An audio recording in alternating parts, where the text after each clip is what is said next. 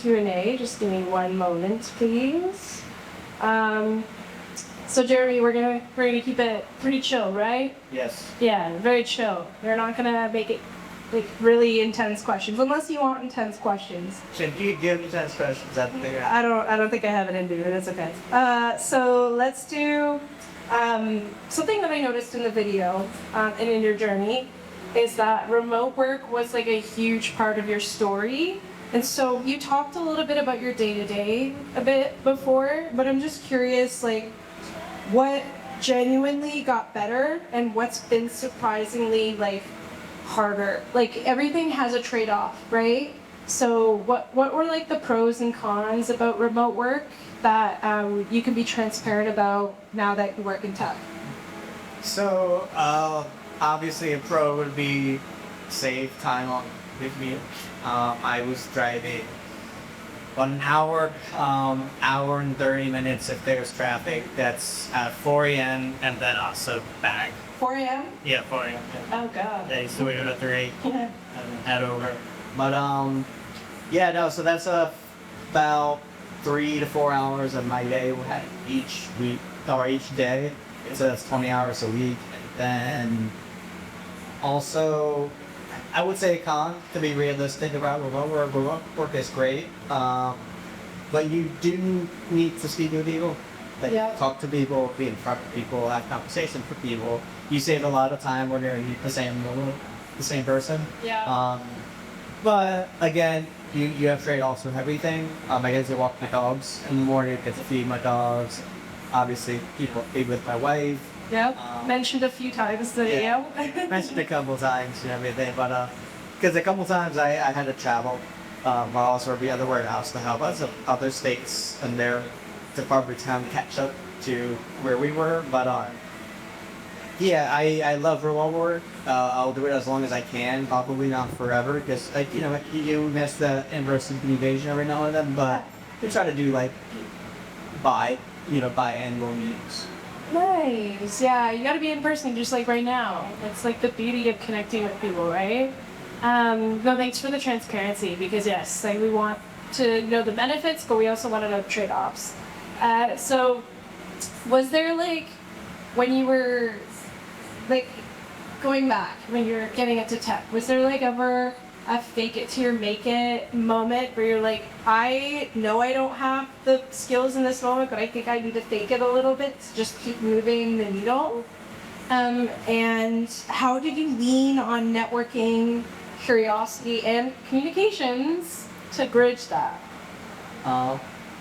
So the first part of that question, I think any industry, especially in tech is such a large industry, you will deal with what's imposter syndrome.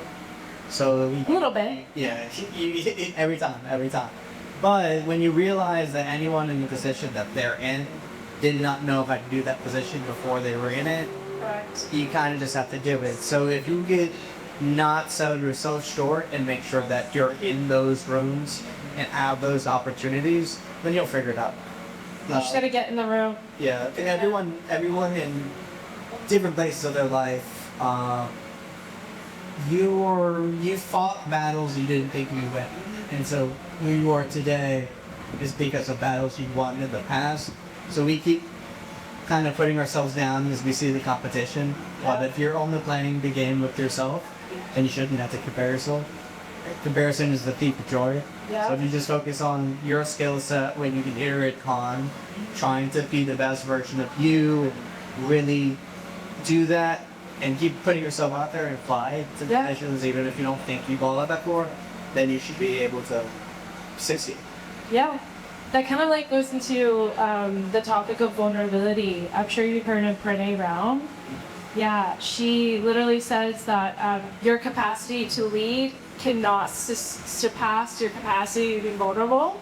And in order to be successful, vulnerability is taking a risk not knowing the outcome. That's like true vulnerability. And that's what you kind of have to do when you're doing like new paths. It's like, that's really how people actually become successful. It's not taking the predictable route, right? So that's amazing. That's really inspiring. So let's kind of like roll on that topic. if someone feels their background isn't technical enough, knowing that, right? Like that imposter syndrome, what would you say they already bring to the table? So I had made a post today on LinkedIn about the kind of about that, kind of preparing for the event. And it's a video of me throwing boxes in the warehouse, but every skill compounds. And I know you had content about that too. No one is a robot, you know. We all bring different things to the table, and that could be even non-career things. If you're a parent, you know, that's a capacity that other people can't emulate. You might have went to school, you might have went to the rural arts school, you might be an actor, you might be a teacher or a musician. All of that compounds and will help you in any role that you get, so long as you can get a very part of it, right? So if you're not technical, which most of us aren't, but you have the capacity to kind of humble yourself and learn that new skill, then you'll be fine. If you think about even learning language, which much of technology is a separate language, you have to act like a child in order to know what you don't know. And then if you can learn that and iterate upon that, you'll be bridging connections in your brain and your experience that you never could exist. Yeah, I kind of, what stuck in my head out of that was act like a child. I mean, it's shock value, right? But like, have you, whenever I see kids try something, they could be skateboarding, they could be snowboarding, or like doing something really scary, like going in the deep end, and they're like, woohoo, this is so fun. You're like, that is terrifying. And you're like, how are you so excited about this? And they're crushing it. And you have to kind of take on that mentality. I kind of like that. What would you, like, so, like on that topic, how would you package, because you package yourself, right? You didn't just do your TripleTen. You took other courses or took other certifications, and you like created this professional brand for yourself that you took control of, and didn't necessarily like put all the onus on one resource, right? Like, so how did you package yourself? What was your strategy? And like, what would you tell someone as advice to kind of get started with that? Okay, so not to get too mathy. Don't do that. Yeah, I won't, but if you're looking at statistics and curves, right, a lot of things go on a logarithmic curve, right? If you look at the little log side out. Little logs. But when I mention everything compounds, is no one get to emulate your experience. So you have to give yourself a chance. And in that regard, you also have to put yourself up to bat, right? When we're playing baseball, you might only have 4 opportunities to bat. So after those 4 opportunities, the game is over. When with the game of life, you choose the opportunities that you have to bat. So if you could get up to the plate, you could bat as many times as you can.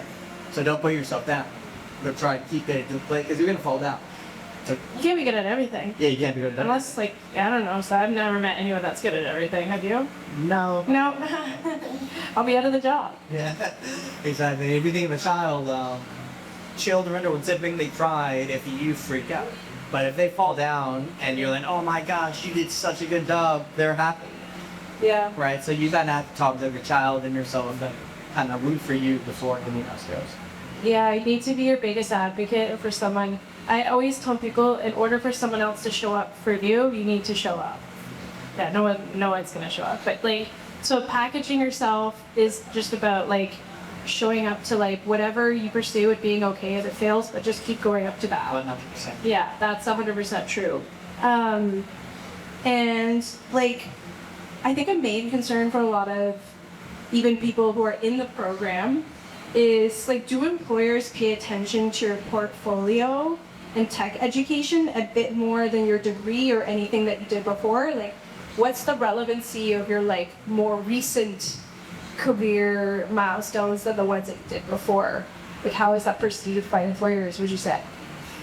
Perceived very highly. I think that in marketing, you hear the term content is king. Yep. The same in the tech industry is you should have a portfolio depending on what type of job or trends you get. If you're going into a heavy technical role like software engineering or you can data analytics, you should be able to show that you can do that job, and a portfolio is indispensable to that. And in that regard, if you have an incredibly strong portfolio, that little, hey, do you have degree checkbox and stuff like that, that doesn't matter. Yeah. A lot of them don't care. And if you happen to have a strong portfolio, you know you have a strong portfolio, and you market yourself and get the interview. If you're in the interview process, it's because they saw something that they like. Yeah. And so try to find out what that is and then exploit it a little bit. Right, but you need to put yourself out there. The best way to do that is to have a strong portfolio.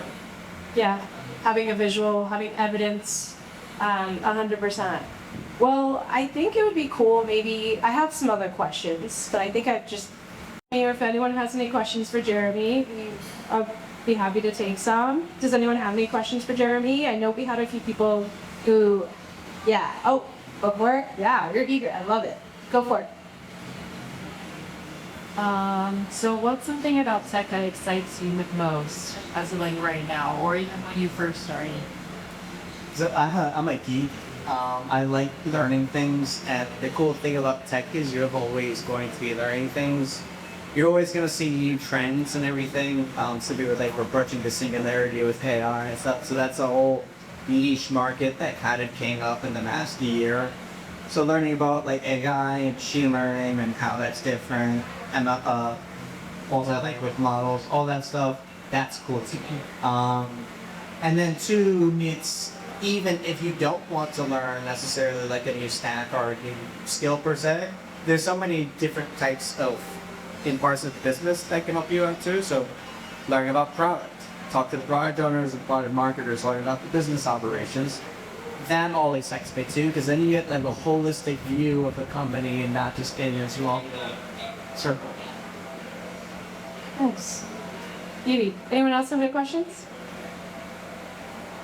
I have more, so it's okay. All right, let's ask a couple more. So here's one. Are there any channels, projects, or like content you'd recommend people focus on, or any that you think that they should avoid as well, like that they would waste their energy on? Because there's so much information and content out there. What should they focus on and what should they avoid?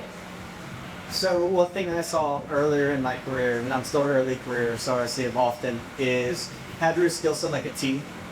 So if you really sort of team, you have technical breadth, but then also technical depth. So if you have a skill set and you're developing a skill set, get as good with that skill set as you can, while also trying to play with other technologies and other projects. So if you can have a project that maybe if you're writing code, you have to work on authentication, or maybe you have to run a project on the cloud, and maybe you're playing with a little bit of DevOps. If you use the stack that you have for that, then you're going to build that stack up, but you're also going to open up to other technologies and projects. And I think if you could, don't spread yourself out thin, be good at what you're good at, but also start. If you honestly, I found a lot of this out when I was in job search, is look at what companies are hiring and what technology they're using, and you'll probably see a trend. Learn about that trend. Yeah, bridge the gap. Yeah, but don't jump into AI and bots and all that stuff if you don't have the basics of either the program you're choosing or whatever. Like ChatGPT is not going to give you a job. So it's good to learn about, but learn it in relation to the skills that you're developing. Yeah, 100%. I truly think that there's just so much content out there that even people are unsure which stream to even go into. So like, what brought you to software engineering? It is one of our longer programs, so it's a big commitment. Why did you choose that one out of all of them? It's a creative field, so software developing is almost at par, where the thing like computer science as a whole is basically like modern day magic. So I wanted to see I wanted to see how that worked and then have that creative opportunity. Obviously you think of software tech and you think of the lucrative salary you might have later, but then also that remote job opportunity. Software is really hot, it still is really hot. It's going to be really hot, but having a the marketable skill set that's in demand attracted you to that. And you mentioned a little bit earlier, there's there's so much on the market, so many things you can learn and do.